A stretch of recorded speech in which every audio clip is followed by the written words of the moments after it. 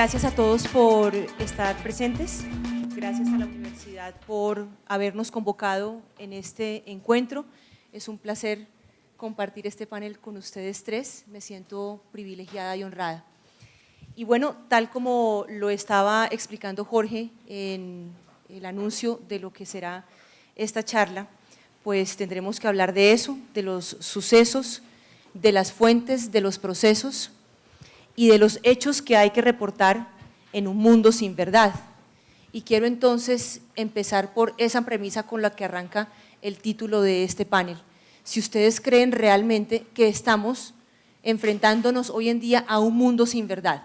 No sé, cualquiera, todos tienen micrófono, cualquiera que quiera empezar, que se anime ya y que se lance al agua. Allá. No tengo micrófono, pero estoy que me hablo. Bienvenido, Víctor. Gracias. Voy a intentar mover el vuelo para quedarme la media hora hasta las 10:30. Por favor. De verdad lo voy a intentar. Así que si estoy chateando, no me censuren. A ver, dicen que todos los caminos conducen a Roma, ¿no? Y es un símbolo de la globalización. La globalización y la internacionalización de las relaciones empezó hace miles de años. Pero la palabra globalización se inventa en los 80.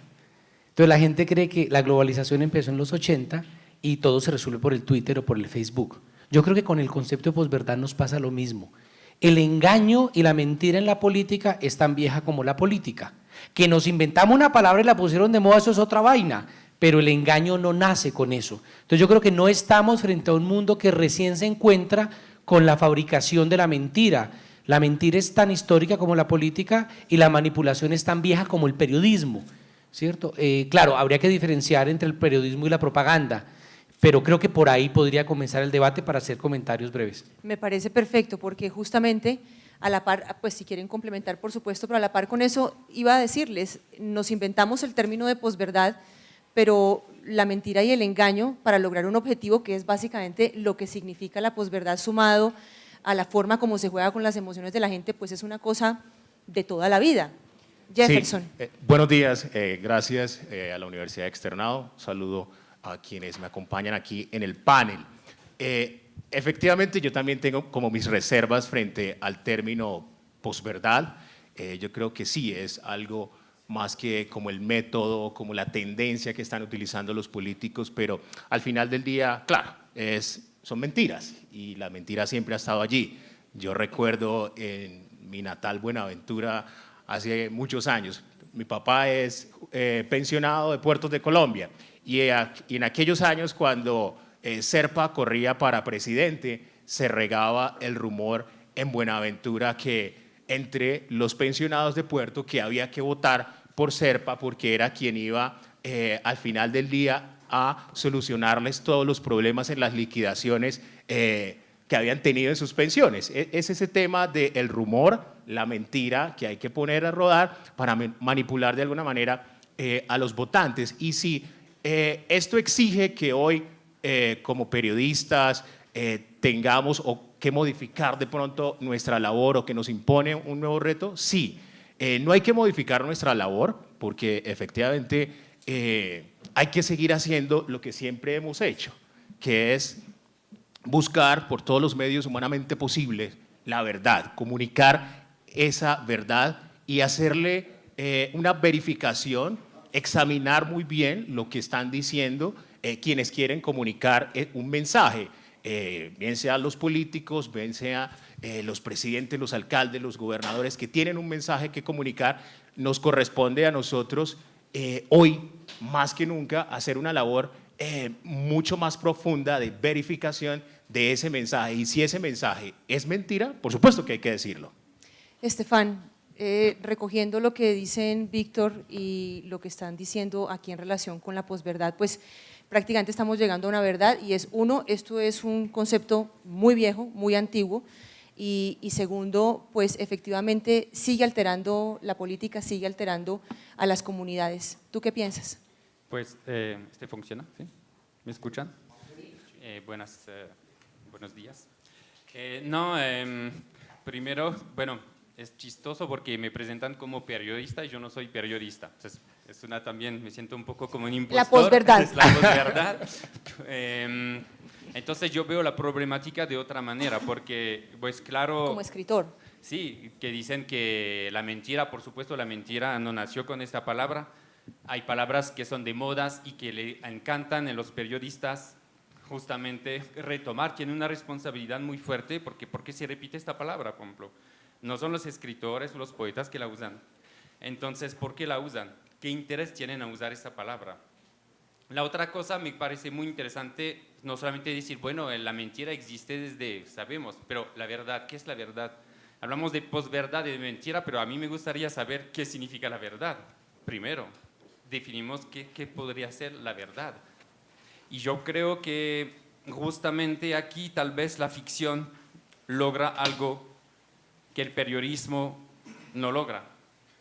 Y implica tal vez una manera de contornar la verdad usando la mentira o usando la imaginación o la invención, y que nos permite llegar tal vez más profundo a lo que es el ser humano o a lo que podría ser los hechos, es decir, asumir la subjetividad también. El problema, yo pienso también de toda esta cuestión del periodismo a veces es la pretensión de la objetividad, cuando yo creo que no existe. Tenemos una educación, por más a veces que sincero pensemos ser frente a los hechos, te das cuenta que tú cruzas el mar y lo que presentan como hechos objetivos son completamente distintos. Entonces es también unas preguntas también que uno podría hacer.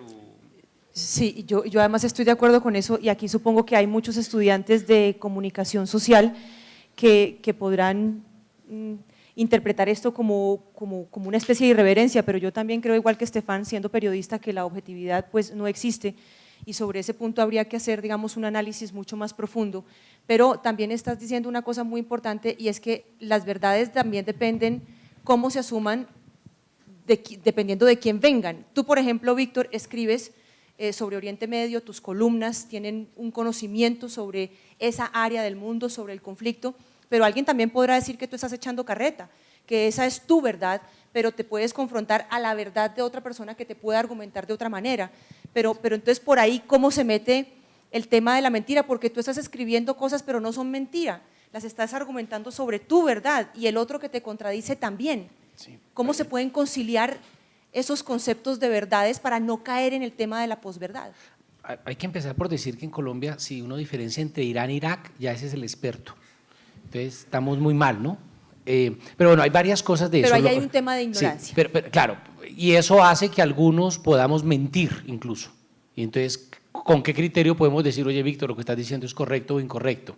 Pero hay varias cosas hay que mencionar. Lo primero, estando con Hezbollah en el 2003, que entré con ellos a Siria, fue muy curioso porque hablaba con el jefe de prensa, el subdirector de la agencia de prensa de Hezbollah, que se llama Almanar o Alfanar, que traduce el faro. Y entonces yo le decía, ustedes como agencia de prensa, y el tipo me dice, no, nosotros no somos una agencia de prensa, nosotros somos la oficina de propaganda de Hezbollah. Y yo le dije, mil gracias. Me pareció honesto, usted me está diciendo a qué juega, ya, no hay problema. Perfecto. El problema es cuando alguien que es jefe de propaganda me intenta convencer que usted es un periodista neutral. Segundo, estamos de acuerdo, la objetividad es algo a lo que uno intenta buscar. Yo creo que los periodistas, más que neutrales objetivos, tenemos que ser honestos. Es decir, yo entrevisté 3 víctimas del lado A o del lado B, punto, y ser honesto y decir, esta información es la que yo tengo. Yo creo que eso es lo que lo salva a uno. Segundo, creo que hay que ir al terreno, ¿sí? La gente echa mucha carreta sobre lo que pasa en Palestina, lo que pasa en Egipto, lo que pasa en Siria. Yo siempre hago la pregunta, perdona, ¿cuántas veces has entrado a Siria? Ninguna. Hombre, perdóname, pero tus fuentes me parecen, porque además es posible ir. Sí, claro. Quiero decir, no podemos viajar a la Edad Media, pero sí podemos viajar a Siria. Yo creo que eso hay que ponerle un poco de cuidado. La otra cosa es el afán que tenemos machacón en Colombia por la polarización que tenemos como sociedad, de que nos digan cuál es el bueno y cuál es el malo. Entonces le preguntan a uno, ¿y en Siria cuál es el bueno? Uno dice, hombre, es más fácil decir cuál es el bueno en Guerra de Tronos, en Juego de Tronos, perdón, que le digan a uno cuál es el bueno, cuál es el malo en Siria. Y por último, el daño que le ha hecho la academia a la lectura de conflictos. Entonces hay académicos y académicas, para que no digan que soy sexista, que les encanta decir que todas las guerras en África es porque son negros. Todas las guerras en Oriente Medio es porque son musulmanes. Y Collier, que en Colombia le hacen tanto culto, todas las guerras de guerrillas es porque la guerrilla es avariciosa. Hombre, yo creo que hay unas complejidades más grandes. Entonces, en la academia, me incluyo, los profesores nos dedicamos a decir un poco de cosas que no corresponden con la realidad y solo alimentamos también posverdades. Yo agregaría que justamente en esta interpretación subjetiva de los hechos lleva como a una zona gris que es donde los políticos y de pronto quienes asumen como portavoces de estos políticos llevan también a la manipulación. ¿Por qué digo esto? Porque es allí donde nace justamente lo que la asesora de Donald Trump, Kellyanne Conway, empezó a llamar los alternative facts, básicamente los hechos alternativos, es su interpretación básicamente de algo. Entonces, en la posesión de Donald Trump hubo más gente que en la posesión de Barack Obama, cuando tenemos las dos fotos que están mostrando que efectivamente en la posesión de Donald Trump, de Barack Obama, hubo más gente, pero en la interpretación de Trump y sus seguidores, sus asesores, no hubo más gente en la posesión de ellos. Entonces es allí, en esa interpretación, y es allí donde los periodistas no podemos caer en ese tema de jugar a la objetividad o a la imparcialidad, sino que tenemos que decir que efectivamente eso es una mentira, que es una manipulación. Salir a decir, sin ninguna base, que el presidente Obama en su momento hackeó los teléfonos de las torres de Trump en Nueva York sin ninguna base. A mí me llamó mucho la atención cómo en estas elecciones y cómo a partir de ahora prácticamente hemos llegado a un punto donde los periodistas tenemos que comunicar y a renglón seguido tenemos que decir que no es verdad. Sí. Entonces, uno ve CNN, todos estos canales diciendo Trump dice que Obama creó al Estado Islámico. No, o entre comillas, no es cierto.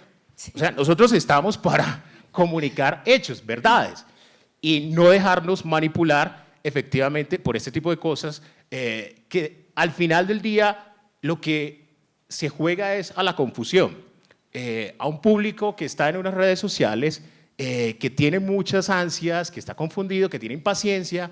Y, por supuesto, llegarle con este tipo de confusión de mensaje, pues, siempre se ha dicho, confunde y reinarás. Y sobre ese punto quisiera también oír la reflexión de ustedes, porque creo que Jefferson está tocando el asunto más sensible sobre esto que se ha decidido llamar ahora posverdad y que nos rebota directamente a nosotros en los medios, porque quienes producen la noticia efectivamente lo que logran es que nosotros la repliquemos y que acto seguido estemos buscando quién dijo la verdad o dijo la mentira para salir y decir que eso, como estás diciendo, era pues una mentira. Ahora, dentro de todo este ejercicio, y esto se lo quiero preguntar a ustedes, pues están ustedes, la sociedad, el público, el consumidor de medios, el de redes sociales.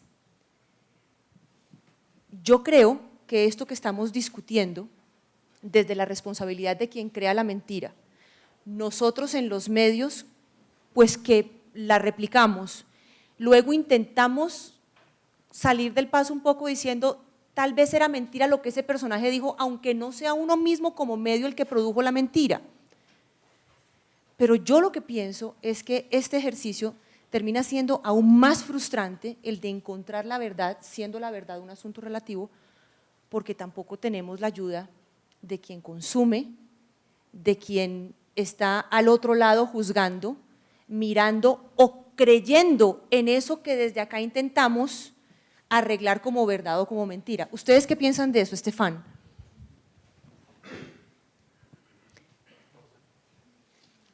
Pues yo creo que el problema es también la sospecha que todo eso ha despertado.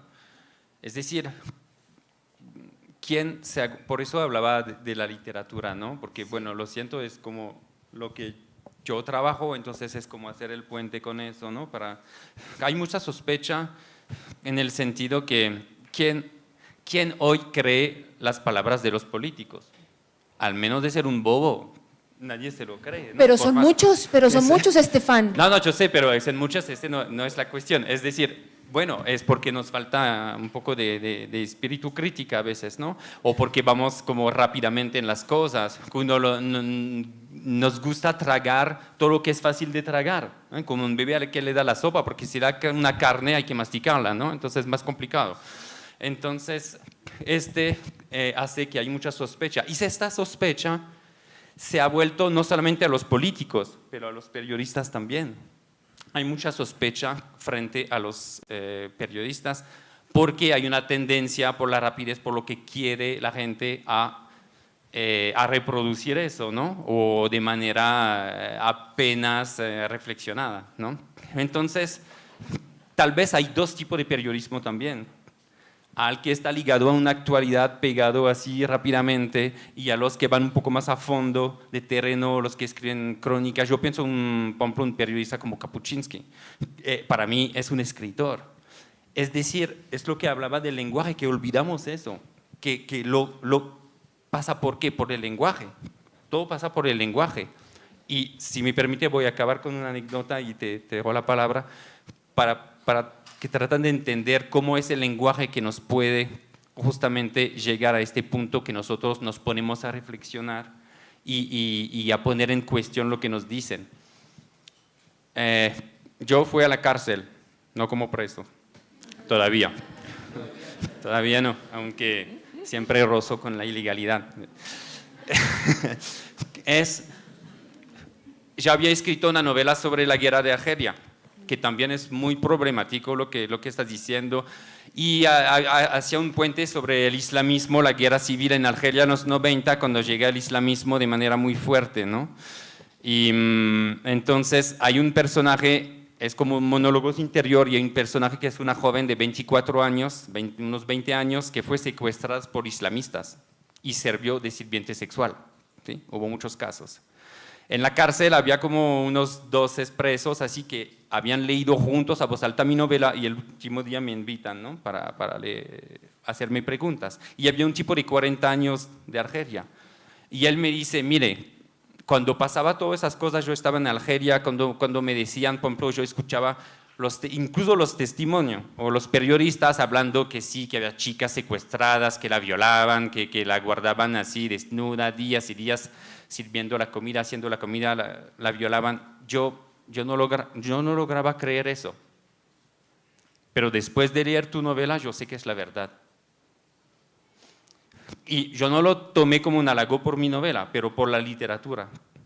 Porque es el lenguaje en la literatura, por más que no es la verdad, es verdadero. Es lo que dice de la honestidad, yo creo que hay una honestidad en la escritura mismo, eso se siente. Sí, es toda la cuestión de la empatía que se puede permitir tal vez más el escritor que el periodista. Y a través de la empatía y entrar desde adentro, tú tocas lo humano. Y tocando lo humano, que está sucio o no, tú tocas una verdad y eso se transmite. Entonces yo pienso que eso también es un poco el asunto, ¿no? Que es cómo tú transmites a través del lenguaje de las cosas. Sí. Yo En quisiera- eso Sabater, por ejemplo, ha sido muy incisivo, ¿no? El lenguaje para contar las realidades entrando como en una cierta profundidad que la velocidad de los hechos, particularmente en un país como este, no nos lo permite. Y de hecho, haciendo un homenaje al maestro Miguel Ángel Bastenier, periodista del periódico El País, que falleció en la madrugada de hoy por un cáncer de riñón, Miguel Ángel decía una cosa, a propósito de eso, de los hechos, de las noticias, de todo lo que ocurre, de la velocidad, de dónde se encuentran historias. Alguna vez Miguel Ángel Bastenier dijo, si Colombia no existiera, habría que crearla para nosotros los periodistas, porque es un lugar tan lleno de historias, tan lleno de fantasía, que vale la pena que exista. Y si ustedes nunca leyeron a Miguel Ángel Bastenier, sus crónicas, sus programas de televisión nunca los vieron y están estudiando, les recomiendo en memoria de él que lo hagan, porque es un ejercicio que para nosotros, no solamente siendo periodistas, sino cualquier ser humano vale la pena hacerlo. Bien, así que sí, estoy de acuerdo con eso que estás diciendo, estás impactado por la noticia, no sabía que no sabías, sí, murió esta madrugada, sí, murió esta madrugada. Ahora, continuando con este tema y también devolviéndome un poco a la premisa de lo que ha sido esta convocatoria, y tú que mencionaste el tema de Trump, pues distintos analistas a lo largo del mundo, yo mencionaba hace un minuto a Sabater, también al maestro Bastenier, tenemos a varios expertos que han escrito sobre este tema, Buenaventura de Sousa Santos, que está invitado a la Feria del Libro. Muchos hacen referencia justamente a lo que pasó con esta campaña de Donald Trump, a lo que ocurrió con el Brexit en el Reino Unido y también a lo que pasó con el plebiscito aquí en Colombia. Pero la universidad, dentro de lo que ha filtrado, digamos, como tema para este conversatorio, dice lo siguiente: el populismo parecía un fenómeno exclusivo del subdesarrollo, pero el ascenso de Trump a la presidencia en Estados Unidos rompió con esa creencia. Ustedes que de distintas maneras han visto el mundo, tú en tus viajes con tus novelas, tú en lo que has hecho, viniendo de un lugar como Buenaventura, tú que te has especializado en los asuntos de Oriente Medio, ¿qué piensan? ¿Eso es cierto o no?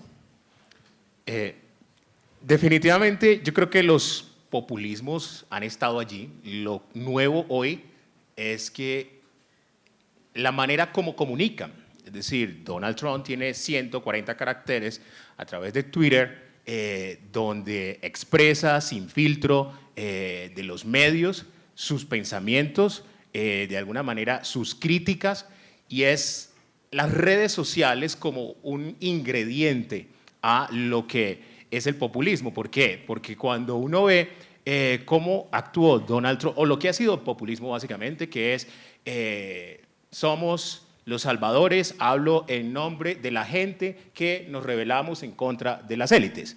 Básicamente, Donald Trump hizo lo mismo en Estados Unidos. Siendo de la élite, habla en voz del pueblo.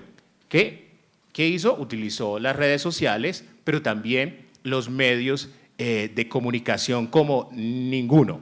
Porque si algo ayudó al ascenso de Donald Trump fueron los medios tradicionales. Por supuesto, él arrancó con Twitter porque tenía allí un medio que le favorecía y podía llegar muy rápido, pero las redes sociales y los medios tradicionales catapultaron más su ascenso, pero la manera como operaba era básicamente lo mismo. Los populistas suelen decir cuestiones controversiales, suelen rebelarse frente al establecimiento, y eso fue lo que hizo Donald Trump en los Estados Unidos, y se apoya mucho en la mentira. Lo hemos visto cómo él prácticamente lanza su campaña a partir de una mentira. Obama no es un estadounidense.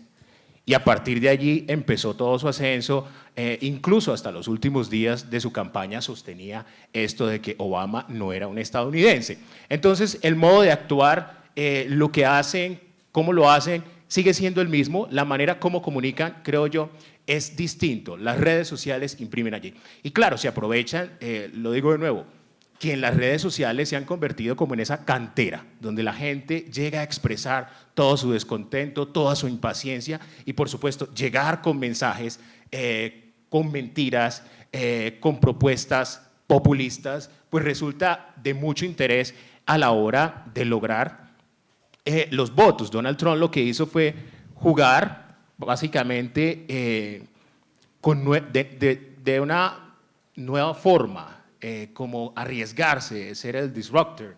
Hillary Clinton jugaba más a la vieja escuela. Pero digamos, Entonces, más allá de Trump, digamos, puse el ejemplo de Trump porque es la premisa con la que arranca la convocatoria del encuentro, pero lo que están planteando es si efectivamente este tema del populismo y de la posverdad realmente hasta Trump era un asunto que se ligaba solamente al subdesarrollo. Yo no estoy segura de eso y no lo creo.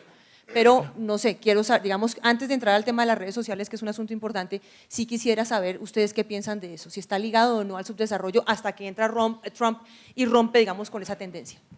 No, cuando uno piensa en Alemania nazi, cuando uno piensa en el modelo de Yugoslavia, por ejemplo, de Milosevic, cuando uno piensa en el populismo de extrema derecha de Holanda, cuando uno piensa en Marine Le Pen, pues hombre, yo no creo que sea una cosa de… Porque además ya eso es una postura. Sí, es decir, el problema de la injusticia es solo de los pobres, ¿no? Como cuando dicen, no, la violencia de género solo ocurre del estrato 3 para abajo, Eso no es cierto, dolorosamente, eso o solamente pasa en tal o cual sector. No, eso es una cosa más generalizada de lo que pudiéramos pensar. Entonces yo pienso que eso, lo que pienso es, hay un mecanismo, ¿no? El mecanismo es primero explorar un miedo. Primero es colocar un miedo, ¿cierto? Esto es exactamente lo que hacen los talibán, por ejemplo. Además, ¿no? Talibán es un plural, ¿no? Para que no digan talibanes, ¿no? Talibanes es como decir pieseses, ¿no? O childrenes, no, eso no aguanta, ¿vale? Entonces, talib y talibán. Entonces, los talibán juegan con un miedo, igual que Donald Trump, igual que Hitler, igual que en Ruanda frente a los Tutsi. Y lo segundo es que luego ofrecen la alternativa, es decir, yo te causo miedo y luego te ofrezco la alternativa, la solución. La solución es Trump, la solución es Marine Le Pen, la solución es Milosevic, la solución es genocidio de los hutus, la solución es el exterminio en el holocausto nazi, la solución es el proyecto de Estado comunitario de Uribe, es exactamente eso. O sea, Uribe siembra miedo y dice, yo soy la alternativa. Aquí nos viene el castrochavismo, yo soy la alternativa. O sea, lo que hay que hacer es primero causar un miedo y luego, ¿y en qué radica la posverdad? Pues eso que llaman posverdad, que no es el engaño, es en el manejo mediático para ponerlo al servicio de esas dos cosas, de disparar el miedo de una manera brutal. O sea, el miedo a la libertad de Eric Fromm valía la pena citarlo, es decir, una sociedad donde no nos importa ser libres, nos importa estar protegidos, lo importante es la seguridad, el policía en la esquina. Entonces hay un miedo y yo soy el policía que lo va a salvar a usted. Exacto. Yo soy la alternativa. Y con ese mecanismo tan simple conseguimos vender, porque además es simple, ¿por qué Fujimori en 4 meses logra ser el candidato ideal en Perú? Porque él crea un miedo, se plantea como la alternativa, pero ese miedo no solamente tiene que ver con la violencia directa, el miedo a la crisis económica, el miedo a la migración, el miedo a que el país se va a estructurar, el miedo al castrochavismo ateo homosexual, y a partir de ahí se construye la alternativa. Victoria, ¿a ti no te parece, y a ustedes también les pregunto, que una vez arraigado el miedo, porque a nosotros en los medios nos echan mucha culpa de eso, ¿no? O sea, depositan el miedo en la gente y al final la responsabilidad termina recayendo en el periodista o en el medio en el que no es capaz de destruir la creencia que hay alrededor de ese miedo. A mí particularmente me parece que es absolutamente imposible.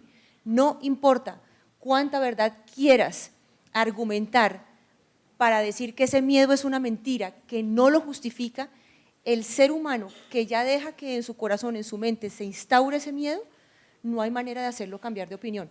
A propósito de lo que tú dices, Sabater habla justamente de los riesgos que enfrentamos en el mundo de hoy con la información, habla del problema de la posverdad que estamos aquí diciendo y dice esto: el uso de chivos expiatorios es otro de los riesgos a los que nos enfrentamos. Tratar de encontrar grupos de personas para culparlos de una situación particular, los inmigrantes, por ejemplo, ¿no? Y crear unidad nacional a través del miedo por una amenaza común. Por ejemplo, en Europa se creó la idea de que los refugiados y los migrantes son la fuente y la causa de todos los problemas del continente. Asimismo, Estados Unidos utilizó a los migrantes latinos y después a los musulmanes como chivos expiatorios para culparlos del desempleo, la pobreza y la inseguridad. En Colombia ocurrió con las FARC, el supuesto culpable de los males del país. Insisto entonces, si tú ya le metiste ese miedo a alguien, usando los argumentos que tú quieras, que pueden ser tu propia verdad o tus propias mentiras construidas, ¿no crees que ya es imposible quitarle a la gente esa idea, esa creencia de la cabeza? ¿No importa uno como medio, el escritor, claro, lo que hagamos? No, lo que pasa es que aquí la cuestión, ¿qué puede el opinión frente a la fe? Es que la fe de la gente es una potencia y es igual. Si yo tengo fe que el inmigrante es lo que me jode la vida, pues no me va a quitar, por más que, porque primero no lo quieres escuchar y tú te concentras, tú te vas a alimentar con lo que te alimenta, es como alguien, un creyente, que en la Biblia tú le puedes explicar cualquier cosa científica, no, va siempre a hacer la misma referencia. Entonces este es el problema, porque también tú puedes repetir la información, es que el problema, lo que falta mucho es como deshacer la información. Deshacer la información es un trabajo también que se necesita hacer para lograr eso, ¿no? Pero claro que, como dices, el propio del populismo, bueno, en Europa lo vivimos a full, a pleno, y desde hace años, ¿no? No es algo nuevo, es la idea como planteaste, yo o el caos. Y lo vemos en todas partes del mundo, se funciona de la misma manera, ¿no? Y es también la voluntad, digo, frente a difunden el miedo, y cuando tú pones que la gente tiene fe que es así, que la solución de su vida es así, no hay manera, yo creo que es casi imposible. Y por eso tal vez hay que encontrar otras formas, porque la gente vuelve a lo que decía de la sospecha. Entonces, tal vez pasar por otras formas de expresiones, logras tocar a la gente de otra manera y ponerlo a pensar, ¿sí? De otra forma. Igual es frente también a las cosas concretas. Me acuerdo mucho, por ejemplo, un pequeño pueblo en Francia, gente que te dicen, yo no me gustan los árabes. Sí, pues, puta madre, ¿dónde ves un árabe en tu pueblo? Ni hay uno. ¿Por qué? ¿Cuál es el problema? Nunca lo has visto y no te gusta. No sabía. Entonces, y como esta persona, chistoso, como yo lo veo un tiempo después, me voy de vacaciones en Marruecos. Sí, pero te vas a encontrar con muchos árabes allá, ¿no? ¿Por qué te vas como? ¡Qué peligro! Y ese, pues sí, pero quiero conocer, Y bueno, regresa, yo, ¿qué tal? Entonces Marruecos, y llegó encantado de los árabes, de todo, de la comida. Es que no se había confrontado la piel a la realidad también. Y frente a eso, de toda manera, si lees nada más el periódico, el noticiero, que es la misa, ¿no? O el 20 miran el televisor como si fuera la misa, ¿no? Entonces, si te confrontas a la realidad, y yo creo que la ficción trata de hacer eso, entonces tú empiezas a pensar de manera distinta porque lo vives en tu carne, ¿sí? Entonces hay que vivir esas cosas. Es igual como hoy con los inmigrantes de Siria, te quieren hacer pensar que o son hordas de bárbaros que quieren acabar con el mundo e imponer el Islam, o pobres tipos inmigrantes desesperados que quieren cruzar el mar para sacarnos plata y la comida, ¿no?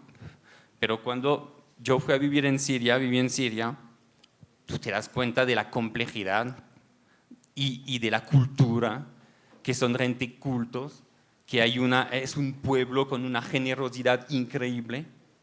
Yo tenía anécdotas así que te saca las lágrimas de la generosidad de la gente, y tú debes saber porque es una cosa increíble. Y de lo culto y de la cultura. Y claro que no es tu misma cultura, no es la misma manera de pensar, de confrontar el mundo, pero empiezas cuando te toca la realidad de eso y que tú te confrontas al papel inverso, es decir, yo soy el extranjero allá. Te pones en los zapatos Eso, también. y entonces, claro, de una manera muy distinta, porque yo no soy un inmigrante económico ni huyo de una guerra. Entonces es muy distinto también y hay que tomar conciencia de eso, ¿no? Pero es con la confrontación con la realidad que te permite también abrirte un poco la mente y empezar a repensar lo que te tratan de dar así de comer. Pero la cuestión entre la opinión y la fe para mí es uno de los problemas para convencer, o no tanto convencer, pero dar a pensar. El lío es, ya les doy la palabra, el lío es cuál es el porcentaje de la población en cualquiera de los escenarios que estamos planteando, que tiene, uno, la posibilidad de hacerlo, de confrontar la realidad, de dejarse tocar la piel, como tú dices, de manera tan bonita, o quiere hacerlo, tiene la curiosidad, o simplemente se metió el cassette y no me importa nada más porque esto es lo que yo creo. Ahí es donde está el lío, ¿no? No, es solamente que viajar, es que aquí tú lo puedes hacer con los desplazados. ¿Quién se confronta a la cuestión de los desplazados? A mí me sorprendió mucho que un país como Colombia, hay más desplazados internos que desplazados de Siria, Sí, es cierto. y casi no se dice nada sobre el hecho. Es como uno integra las cosas y que quieres ver lo que quieres ver, Sí. o te alejas. Entonces no hay que ir a viajar tampoco a Siria para confrontar eso. Tú lo puedes decir bajando de tu casa. No, claro, y no me refiero a que te gastes unas sumas enormes de dinero yendo hasta Siria. Claro, cada país tiene su propia realidad y de hecho los muros los tienes allí mismo. A eso me refiero, pero hay gente que simplemente no quiere hacerlo, no quiere salir de… Ahora, si ustedes quieren decir algo de lo que está haciendo Estefan. Sí, no, frente al tema de sí, que es complicado y casi que imposible desinstalar ese miedo en el electorado, en las audiencias, sí, es algo complicado. Sin embargo, lo que exige de parte de los medios es una labor de escrutinio mayor. ¿Por qué?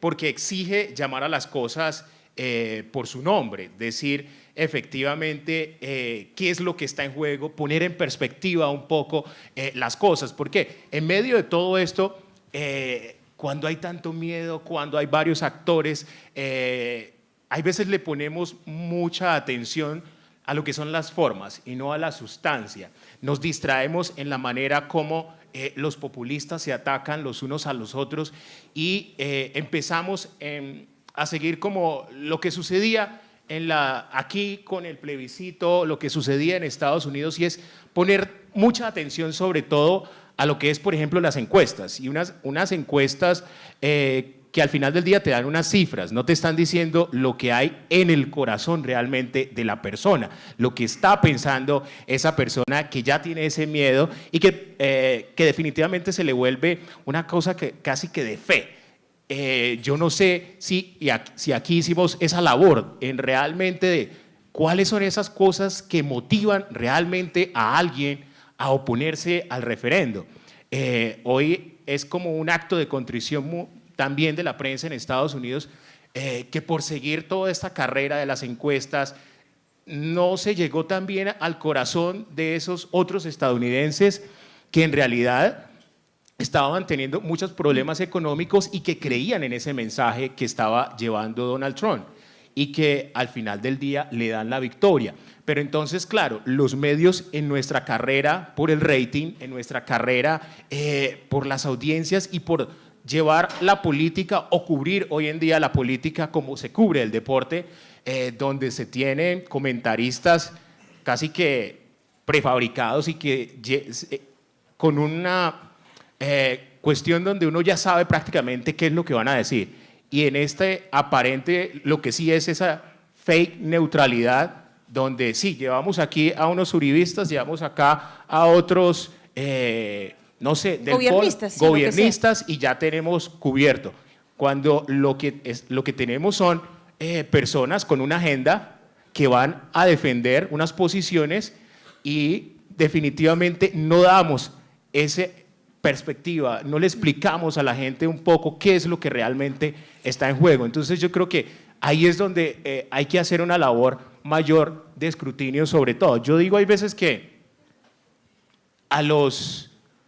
aquí en Colombia, si uno lo trae al contexto colombiano, de pronto al Centro Democrático, a los uribistas, le pasa lo mismo que le pasa a los republicanos. Por 8 años dijeron, en un acto de populismo, vamos a acabar con el Obamacare. Vamos a acabar con el Obamacare. Por 8 años, el primer día que lleguemos a la Casa Blanca. Y llevamos casi 100 días del gobierno de Trump y se ha demostrado que no han podido.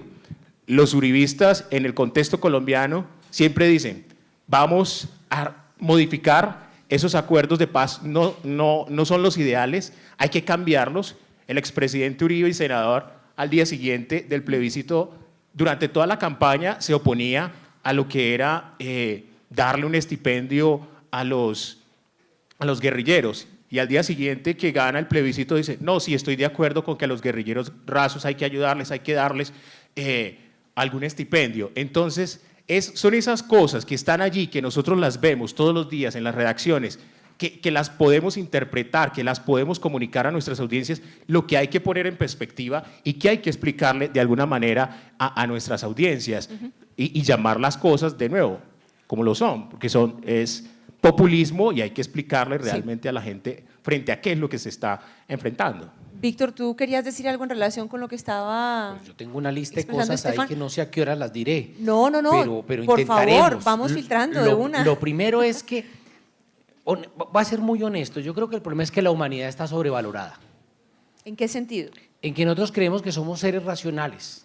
Y eso le hace mucho daño al neoliberalismo cuando habla de la decisión racional y nos hace creer que nosotros hacemos cuentas para decidir. La gente no decide sobre razones. Si la gente decidiera sobre razones, primero, se informaría para tener razones y la información está ahí. O sea, desde las mentiras hasta las verdades están en las redes. Uno puede tener acceso a muchísimas informaciones técnica, científica, del orden que quiera. Y dos, la gente está actuando más sobre los prejuicios. Por ejemplo, en el mundo musulmán, ¿no? La gente le dice a uno, no, es que los musulmanes, y uno dice, oiga, ¿con cuántos musulmanes usted ha charlado? Así como Sí, para lo saber, que estaba ¿no? diciendo Estefan, sí. Entonces, por ejemplo, uno No me lee el gusta. Corán, que ahí está online, el Corán se puede leer. Entonces, por lo menos yo lo he leído por pura, digamos, deber profesional. No soy musulmán, tampoco soy cristiano, tampoco soy judío, yo soy ateo. Pero es curioso, he encontrado 6 veces en el Corán que está prohibido imponer el Islam por medio de la violencia. Pues la gente le dice a uno, dice, oiga, de verdad, ahí está el Corán. El Corán tiene una sura dedicada a la Virgen María. ¿Cómo así? ¿Los musulmanes creen en la Virgen María? Sí. Y está Jesús en el Corán. Jesús de Nazaret, sí, el mismo, está en el Corán. Ahora, los musulmanes, hombre, si los musulmanes fueran terroristas, todos toditos, Francia no existiría, tienen como 5 millones de musulmanes ahí. Entonces hubieran volado todo. Pero hay un afán, como una cosa instintiva, ¿no? Si es musulmán, pero también tiene que ver con eso, desde Platón tenemos la culpa con aquello de lo bueno es lo bello y lo bello es lo bueno. Entonces, cuando tenemos un soldado americano de ojos verdes con un uniforme así 1.90, además bien guapetón y con un fusil de asalto, y en el otro lado tenemos a un tipo con un trapo en la cabeza, sucio y con una AK-47, pues ya sabemos cuál es el bueno y cuál es el malo, no hay nada que discutir. Cuando nos han convencido en el conflicto de Palestina que los judíos son eternamente víctimas y que los palestinos, como son árabes, son terroristas, pues ya no hay nada que discutir. Estamos montados sobre un modelo que no permite una discusión racional. Entonces las discusiones se dan desde las pasiones. Es más fácil a veces hablar con un hincha del Barcelona, ¿sí? que con ciertos políticos. Por ejemplo, una de las cosas que me molesta en el debate político es la discusión por comparación. Entonces uno dice algo de Venezuela, dice, pero es que en Colombia, y uno dice algo de Colombia, pero es que en Venezuela, son fenómenos diferentes. Es decir, Venezuela vale per se o Colombia vale per se, pero lo que pasa con mi vecino no necesariamente justifica lo que pasa en mi casa. Entonces esas discusiones por comparaciones me parecen absolutamente peligrosas. Yo creo que ese tipo de fabricación es peligrosa. Ahora, hay 2 discusiones que yo quiero plantear. Uno es cierto, digamos que hay versiones de la verdad, pero yo sí también creo que hay una verdad. Sería muy difícil que uno diga, en términos del posacuerdo, hablemos de construcción de verdad, justicia y reparación, pero hay varias verdades. A mí me quedaría muy jodido decirle a las víctimas del Salado, no, mano, es que hay varias verdades. O sea, las mujeres que fueron obligadas a bailar desnudas durante 4 días para que los paras hicieran las vejaciones que hicieron con el apoyo del ejército colombiano, que está comprobado, y decir, no, es que hay varias verdades. A mí me quedaría muy jodido caer en ese relativismo posmoderno frente a las víctimas. Y la segunda cosa es las redes, ¿no? En las revueltas árabes, la primera marcha que se hace en Jordania, la hacen unos campesinos que no tienen ni Twitter ni Facebook. Así es. Entonces, cuidado porque alguien decía alguna vez, esto es una revolución posmoderna. No nos inventemos cosas. Los muertos, los 800 muertos y pico en Egipto fueron muertos reales. Los muertos en Siria no son muertos en un game que está uno frente a una consola. No, son muertos reales. Entonces, me parece que también plantear, y además las redes dicen de todo. O sea, las redes incluso hablan bien de mí. Eso quiere decir que estamos mal. Tú tocas un tema ya sobre el asunto de las religiones y esto me recuerda un texto, una entrevista de Jesús Martín Barbero, que es uno de los expertos de Hispanoamérica en temas de comunicación más conocidos y sabe mucho además sobre Colombia.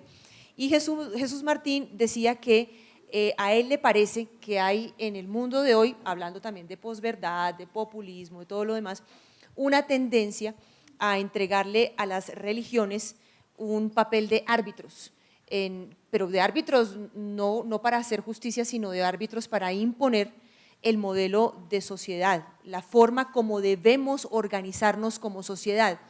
A mí me da la impresión de que la religión siempre ha estado ahí haciendo ese papel.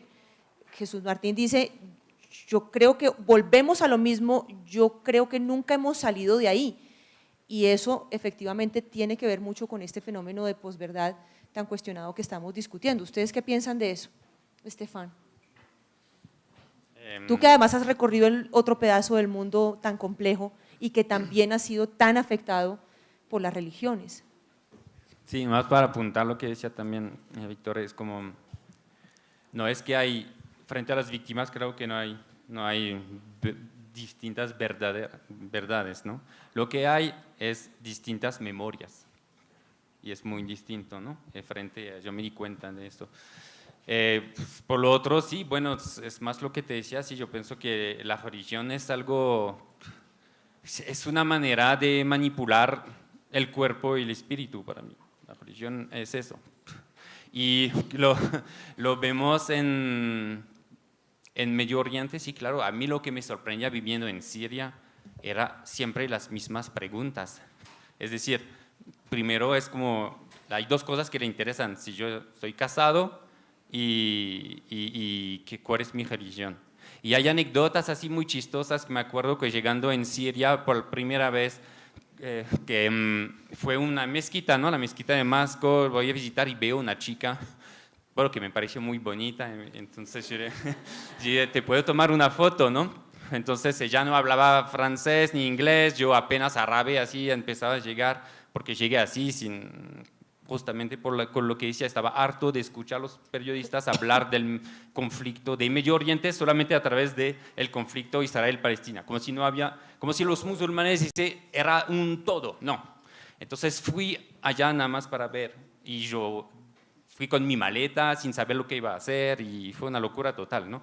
Pero que entonces en este caso, esta chica me dice que sí, me dice, ven. Yo me digo, bueno, ¿la sigo o no la sigo? Uy. Que entonces decido seguirla, ¿no? Y yo la veo en la calle, estaba mirando así, no sabía qué hacer. Y de pronto veo dos tipos así, bien musculados, llegando. Yo, pucha, ¿dónde me metí yo? Recién llegado y ya en problemas. Ya. Por una mujer. No, regresa, que me ven, empiezan a hablar y eran encantados. Yasser Arafat acababa de morir en Francia, yo era francés. Y entonces ellos me llevan a la casa, y era un kurdo además y un siriano, era casado secretamente con la chica porque su familia no quería una palestina en una familia siriana. Es súper complejo, ¿no? Todas esas cosas. Y entonces aquí la pregunta era eso, era chistoso. Ellos me dicen, bueno, entonces tú eres cristiano. Sí. No, yo no soy católico, me dice primero. No, no soy católico, lo siento. Cristiano, ¿no? Bueno, no, tú no eres musulmán, ya lo sabemos. No me digas que eres judío. Sí, no, pero ¿cuál será el problema?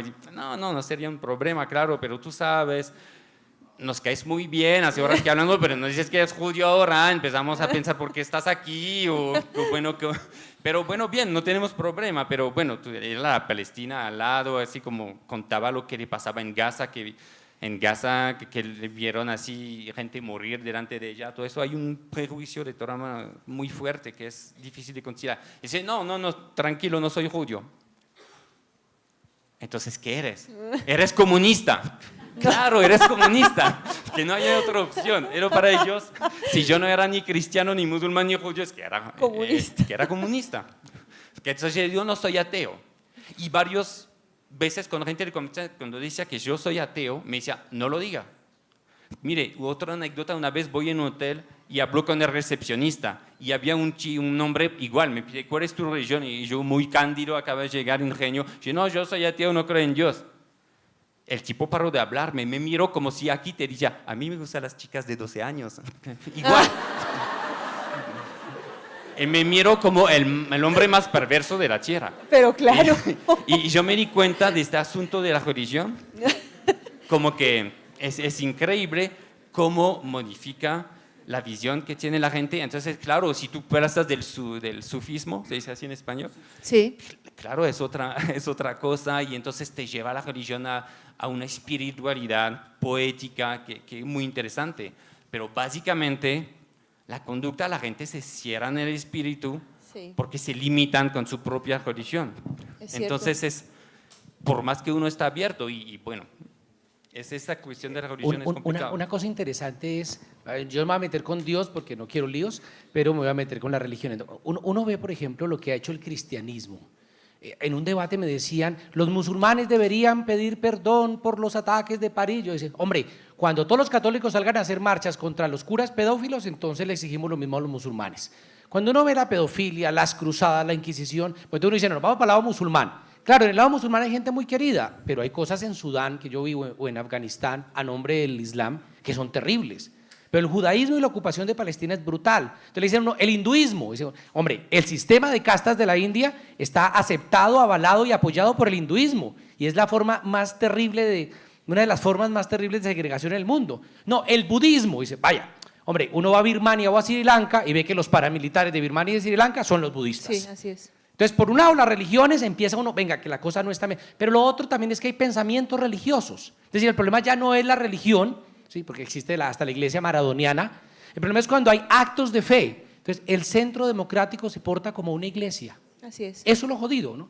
Pero también alguna gente de izquierda se portan como una iglesia. Cierto. La iglesia de la mamertería. No pueden ver de otra manera el mundo, ¿sí? Entonces, cuando hacemos lecturas teleológicas, y termino para darte el uso de la palabra también, por supuesto, y es una cosa que da en Oriente Medio, la teoría del complot. Entonces, todo es creado por una mano negra o en un cuartel de la CIA o en una montaña de Al-Qaeda. Es decir, un ser superior ha decidido todo, ¿sí? Entonces, esa idea o esos dogmas son los que se vuelven terribles, una idea dogmática, y contra los dogmas no se pueden pelear. Entonces, no solamente es que la religión deja mucho que desear, sino que hay formas religiosas de entender las cosas. Por ejemplo, decía Marx que la religión es el opio del pueblo, pero en Colombia la paz es el opio de los colombianos. Entonces se nos volvió una cosa donde no podemos ver otra cosa diferente porque se nos vuelve una cosa dogmática. Claro, y ahí es donde yo quería como profundizar en ese tema de manipulación, religión y lo que ahora se llama posverdad. Voy a hacerles una última pregunta para ya, creo que por el tiempo, empezar a recibir las preguntas del público y también las preguntas de quienes están conectados con nosotros. Ay, bueno, gracias, Víctor. Pero, y ojo ustedes con decir que son ateos delante del procurador Ordóñez, ¿no? Porque eso también, es mejor que digan que son pedófilos y no ateos, cuidado, cuidado. Pero bueno, yo, digamos, ya para cerrar un poco la discusión aquí en lo que estamos en este panel y darle la palabra a los estudiantes, yo tampoco tengo, digamos, una fe arraigada en ninguna religión, soy creyente de la memoria. Ustedes hablaban todos en algún punto de la memoria y yo sí creo que echar mano de nuestra historia, donde quiera que estemos, en cualquiera de los mundos que hemos recorrido, pues es lo esencial y creo yo que es la fórmula, en muchos casos, para no caer en la trampa de la manipulación y de las mentiras. Sin embargo, creo que en el mundo de los medios de hoy es muy difícil hacerlo, no nos dan tiempo para acudir a la memoria, no nos dan tiempo para profundizar, uno, y dos, de nuevo hablando de estas sociedades, de alumnos, de quienes interactúan a través de redes sociales, de quienes nos ven en la televisión o nos oyen en la radio, nos leen en la prensa, también siento que no hay mucho interés en la memoria, que hay más interés en lo inmediato, en lo que ya dijiste, lo que se me quedó y no me importa qué hay atrás. Para mí, el asunto esencial, y eso es dejando como excepción a un lado, dejando como excepción la literatura, lo que tú haces, porque allí no te debe importar si el que lee quiere, el que te quiere leer te lee, y punto. Pero en el consumo de medios creo que hay un enorme problema que está planteado allí, en que no quieren volver a la memoria, en que no quieren volver a la historia, y entonces eso hace más fácil el camino a quienes desde todos los escenarios quieren implantar la mentira como quieran, a través de religión, de cualquier creencia o demás. Entonces quiero dejarles ese punto como reflexión para que ustedes me digan qué piensan, cerrar aquí y dar la palabra. ¿Tú qué piensas, Estefan? Pues el problema que olvidamos es que el periodismo, del medio de comunicación es ligado a la actualidad.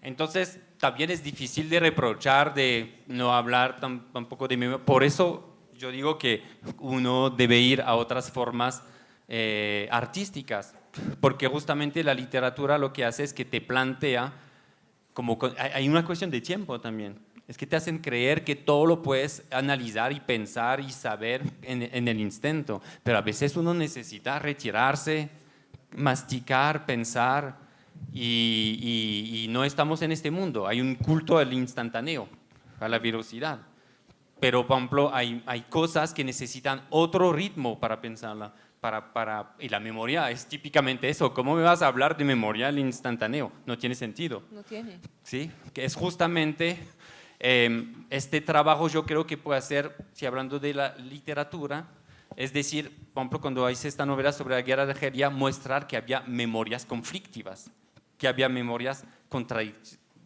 que se contradicen.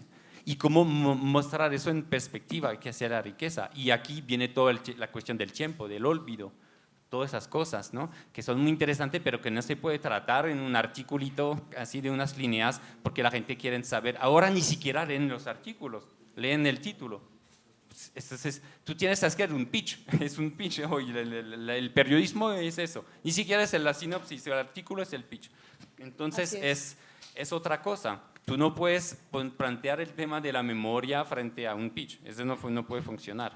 Entonces se necesita otro tipo de trabajo y profundizar de otra manera. Por eso a veces esas crónicas, este trabajo de crónica también es otra cosa, ¿no? Va más allá y tú puedes hacer reflexión y lo interesante es como este periodismo, toda esta narración de non-ficción.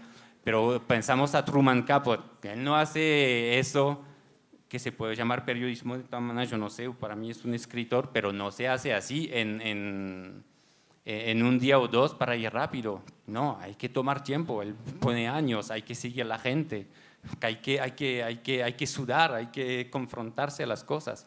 Y desafortunadamente, el periodista en general no le interesa hacer eso. Además, no es lo que le piden, ¿sí? Por más lo que quiere. Entonces, aquí hay dos tiempos que son muy, muy distintos.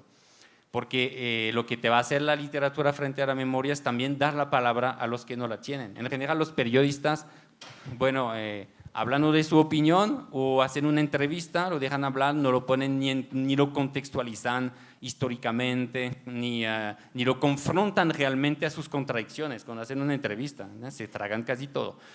Entonces, dar la palabra a los que no tienen es otro asunto y que no hace sentir las cosas, ¿sí? Cierto. Entonces, yo creo que realmente no es para defender lo que estoy haciendo, pero en la literatura yo creo que es donde logra más hacer eso. Por ejemplo, yo viví de Estados Unidos hablando, yo conozco nada más Miami, yo viví en Miami con clandestinos colombianos.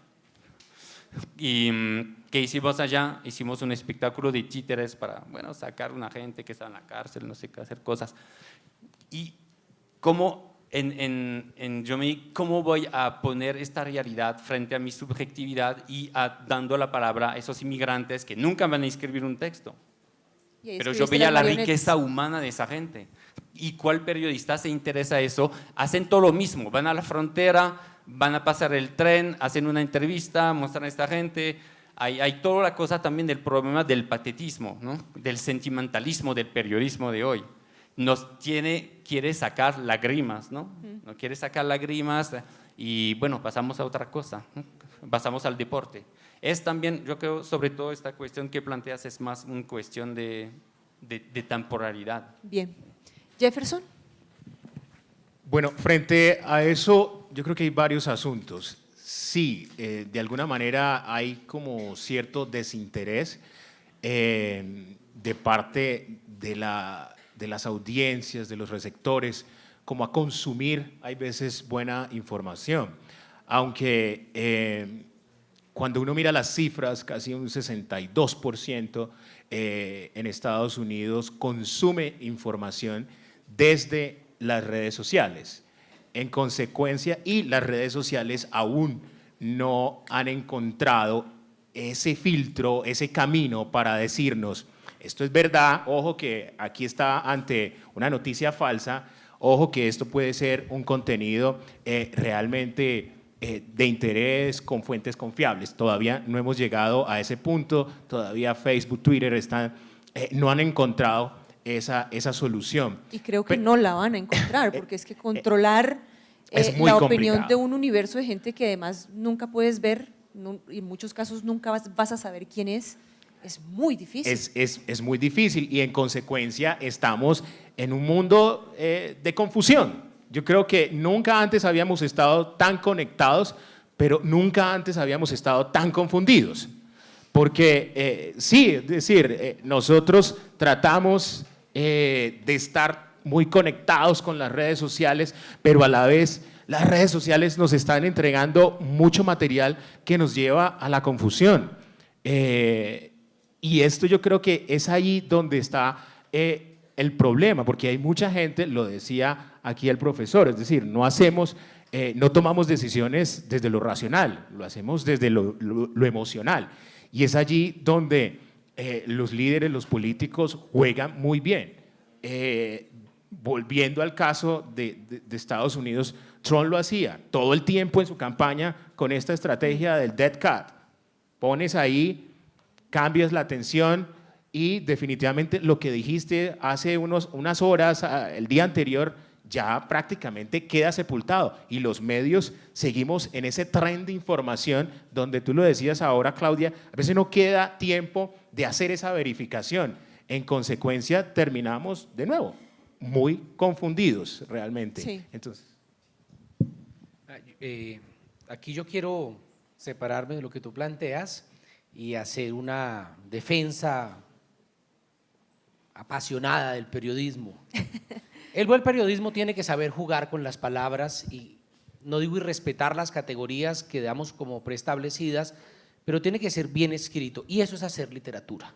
Yo no quiero decir que una columna deja de ser periodismo cuando está bien escrita, al contrario, ¿no? Esa división que puede surgir entre periodismo y literatura yo no la veo tan marcada. Creo que nuestro deber también es escribir bien. Segundo, creo que las columnas de opinión permiten hacer una lectura juiciosa, incluso con columnas de opinión de 500 palabras. Y uno tiene el deber de estudiar historia. Sí. Tenemos que estudiar historia. Es decir, una facultad de periodismo que no enseñe historia, que no enseñe geografía, pues hombre, yo no sé de qué están hablando, pero sí tenemos un deber de comprometernos con lo que ha sucedido. El ahora se debe a un pasado y se proyecta a un futuro, y eso no podemos gratuitamente desconocerlo. Y ahí hay dos tareas obligatorias. Uno, conocer la historia. Es decir, nosotros no podemos hablar del Islam sin conocer la historia. No podemos explicar la guerra de Irak sin explicar cómo se creó Irak. No podemos explicar el conflicto de Afganistán sin pensar que aquello ha sido la tumba de imperios, ¿no? Ayer fue mal a los ingleses, a los soviéticos y a los estadounidenses. Entonces, si uno no entiende esas dimensiones históricas, es decir, el periodista tiene la obligación de ser un geógrafo, sí, y de ser un historiador, pues también, sí. Y de ser un politólogo, pues también, es que es un oficio bastante complicado, y yo creo que si elevamos entre todos la calidad del periodista, le exigimos a nuestros y nuestras colegas que sean más responsables con lo que digan. O sea, la competencia no tiene que darse en términos de inmediatez, porque además ya Twitter, ya no hay chivas, ya no es extra, se cayeron las Torres Gemelas, eso ya no funciona. Porque ya por Twitter lo sabemos a los 2 minutos. El reto que tenemos, la supervivencia que tenemos como periodistas es si tenemos la capacidad de hacer análisis de calidad, que la gente los agradece. Yo creo que ese es un reto. Y 2, el problema del contexto. No podemos seguir haciendo noticias sobre el hecho concreto sin ponerlo en un contexto. El grave problema de Oriente Medio es que se dice, explotó una bomba, hubo un ataque, 4 muertos, pero eso, ¿dónde ocurrió? ¿Por qué ocurrió? ¿Cómo ocurrió? ¿Quién podría estar detrás de eso? ¿A quién le sirve? Eso del contexto no se puede desconocer. A mí me duele mucho que la prensa colombiana dedica muy poco a nivel internacional. Sí. Y muchos de los que escriben a nivel internacional, no todos afortunadamente, escriben de libro. Y escriben de libro basado en qué dijo el experto en la Universidad de Uppsala o en la Universidad de Harvard para opinar. Entonces yo creo que eso es poco decente, ¿no?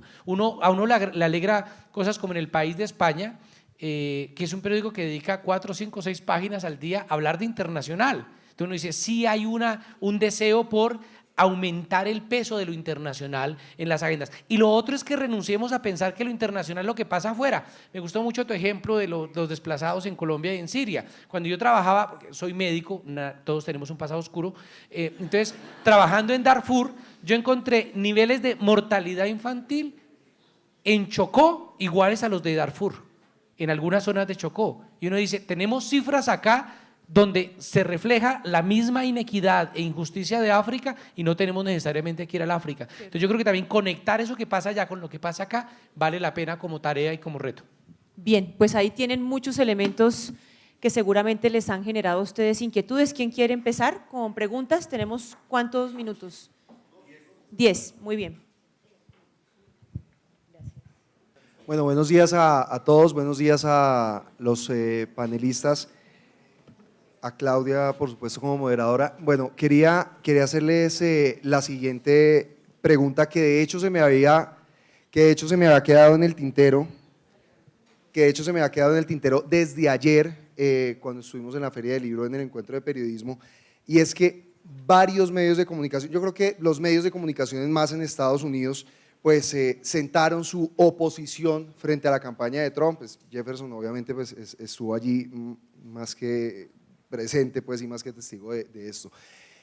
Mi pregunta es básicamente si nosotros como periodistas ya en este momento debemos tratar de quitarnos un poco la máscara y hablar sin ambigüedades y quizás traicionar, entre comillas, esos principios de la objetividad, que obviamente no existe, como ustedes bien lo ha dicho, por lo menos de la imparcialidad, y empezar a confrontar y empezar a opinar sobre los temas de la actualidad, nosotros como reporteros, como periodistas, quitarnos esa máscara un poco de la imparcialidad y ya pues empezar a opinar de frente con temas de política, de economía, de lo que sea. Básicamente es eso. Bueno, yo creo que ante estos fenómenos de populismo sigue vigente esa máxima y la esencia de nuestra labor, que es básicamente indagar, examinar, comunicar la verdad, pero también poner en perspectiva. Y yo creo que no nos debe dar miedo llamar a las cosas por su nombre, y quien está mintiendo hay que decirle mentiroso. O sea, usted está diciendo una mentira, no es correcto. O sea, porque hay veces, ¿qué es lo que pasa? Muchas veces porque queremos vender esa neutralidad, esa imparcialidad, ese equilibrio, lo que hacemos es dejar eso como en manos de lo que se llaman ahora los analistas, los comentaristas, que en muchos casos esos comentaristas tienen una agenda preestablecida. ¿Por qué? Porque si tenemos un debate, estamos analizando el tema fundamental, no sé, el tema de identidad de género, para traerlo al tema de Colombia, y entonces se nos olvida poner en perspectiva o definitivamente comunicar muy bien que eso fue durante una legislación del expresidente Uribe, o que definitivamente eso no es así, y lo que hacemos es traer a alguien del Centro Democrático, traer a alguien del oficialismo, y que sí, que la gente en sus casas tomen su decisión, se hagan a la idea. Yo creo que eso, en medio de tanta confusión, no hace un gran favor, incluso puede generar más confusión. Obviamente, a los medios de comunicación, a los periodistas siempre nos van a culpar si no comunicamos lo suficiente. En la campaña de Estados Unidos todavía se dice, es que la prensa, fue culpa de la prensa no tomó en serio a Trump, la prensa lo normalizó, y todo este tipo de críticas, pero en esto sí, yo lo que considero es que hay que estar muy concentrados y saber qué es lo que se tiene, qué es lo que está en juego, y explicarle eso muy bien desde distintos ángulos a nuestras audiencias. Y sí, yo creo que no vale efectivamente esa neutralidad falsa que hay veces queremos vender, y cuando se trata de poner los hechos en contexto simplemente lo dejamos a los analistas. Yo creo que los periodistas también podemos hacer y poner en perspectiva eso, y sí, si tenemos que llamar a alguien mentiroso, hay que decirlo. Aquí tenemos una pregunta. Buenos días, soy Vanessa Rollave y hago parte del equipo de Conexión Externado, la multiplataforma de la Facultad de Comunicación Social que está haciendo cubrimiento oficial de este encuentro. Voy a plantearles una dinámica más que una pregunta, y es que en aras o en pro de contribuir al espíritu pedagógico que tienen nuestros periodistas y futuros periodistas de la facultad, quisiera que nos aportaran, si es posible, en 140 caracteres, en palabras, qué significa posverdad. Tratar de definir esto de la posverdad en una frase muy corta. Y pues les planteo esta actividad para ver si logramos con nuestros reporteros tener una definición. ¿Quién quiere empezar? ¿Estefan, Víctor?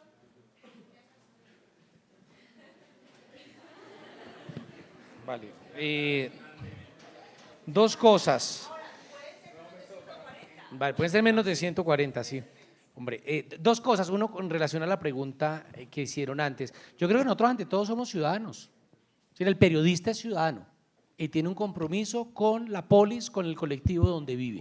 Y tiene el derecho y el deber de pronunciarse frente a lo público. Y en ese sentido es válido. Recojo lo que planteábamos al comienzo, creo que estamos de acuerdo en que el problema no es las pretensiones de neutralidad, sino la honestidad de decir yo creo en esto.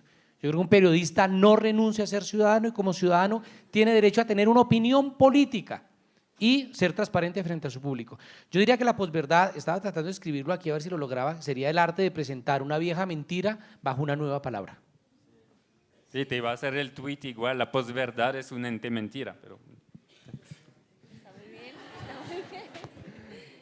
Sí, es básicamente un nuevo método para difundir mentiras apoyado hoy en las redes sociales. Muy bien, ¿ya? ¿Terminamos? ¿Sí? Bueno, es una lástima.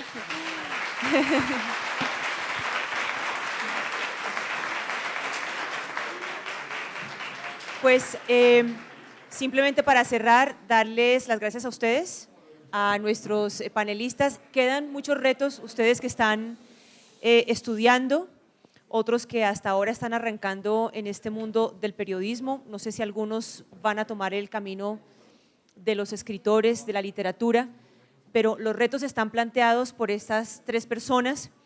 No estamos en un mundo fácil y yo creo que la crisis de los medios, la crisis de la verdad es una realidad hace mucho tiempo que se hace evidente ahora con tantos recursos que hay, particularmente la tecnología, las redes sociales, pero ustedes también juegan un papel muy importante, eso nunca lo olviden. Juzgar a quien transmite, a quien replica, es parte de la tarea, pero la sociedad toda tiene un papel muy importante para ponerle filtros, para preguntar, para debatir, para no tragar entero, para imponer un criterio con argumentos. La sociedad es finalmente quien se alimenta de esto, es quien exige, pero quien también contribuye en muchos sentidos a que este tipo de cosas que estamos discutiendo acá sean cada vez más graves y más profundas. Sin los filtros de ustedes, sin el criterio, sin la cultura, sin la capacidad de discernir, sin leer, sin tener contexto, todo lo que hagamos como esfuerzo, desde todos los espectros nuestros, va a ser muy complicado y también muy frustrante. Así que no olviden que el papel no es solamente juzgar, fiscalizar, apuntar con el dedo, sino también ser parte de un problema y tratar de entender que en cada uno de nosotros también hay un pedazo de responsabilidad y de golpe hacia futuro de solución. Mil gracias a todos.